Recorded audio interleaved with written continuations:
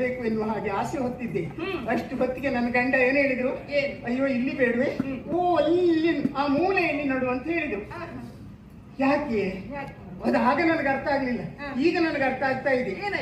ನನಗೆ ಹೊಟ್ಟೆ ಕಿಚ್ಚಲ್ಲ, ನಾನು ನಡೆಸಿದಂತ ಪಾರಿಜಾತ ಗಿಡಕ್ಕೆ ಹೊಟ್ಟೆ ಕಿಚ್ಚು ಎನ್ನುವುದರಲ್ಲಿ ಏನು ಮಾನವೇ ಇಲ್ಲ. ನಾನು ನೆಟ್ಟಿದ್ದು ಓ ಆ ಮೂಲೆಯಲ್ಲಿ ಆದ್ರೂ ಅದು ನೇರವಾಗಿ ಬೆಳೆದು ನಿಂತಿಲ್ಲ, ಹೀಗೆ ಬಗ್ಗಿ ಬೆಳೆಯಿತು. ಬಗ್ಗಿ ಬೆಳೆದಂತ ಪಾರಿಜಾತ ಗಿಡ ರುಕ್ಮಿಣಿಯ ಮನೆ, ಅಯ್ಯೋ ಅವಳ ಹೆಸರು ಹೇಳಿ ಕಸಾಯ ಆಗ್ತದೆ, ಏನೋ ಬಂದು ಬಿಡ್ತು. ಆ ಕೆಟ್ಟವಳ ಆ ಮನೆಯ ಅಂಗಳಕ್ಕೆ ಬಾಗಿಕೊಂಡಿತ್ತು. ಹೌದು, ನೀನ್ ಕಾಣಲಿಲ್ವಾ? ಬಾಗಿಕೊಂಡಂತ ಗಿಡದಲ್ಲಿ ಬಿಟ್ಟಂತ ಹೂವನ್ನ ಒಯ್ದು ಮುಡಿದಿದ್ದು ಓ ಅವಳು ಮಾನ ಬಿಟ್ಟವಳು. ನನಗೆಲ್ಲಿ ಮುಡಿಲಿಕ್ಕೆ ಅವಕಾಶ ಉಂಟೆ? ನಾನು ಅವಳ ಮನೆ ಅಂಗಳಕ್ಕಂತೂ ದೇವರಾಣೆ ಕಾಲ ಹಾಕೋದಿಲ್ಲ.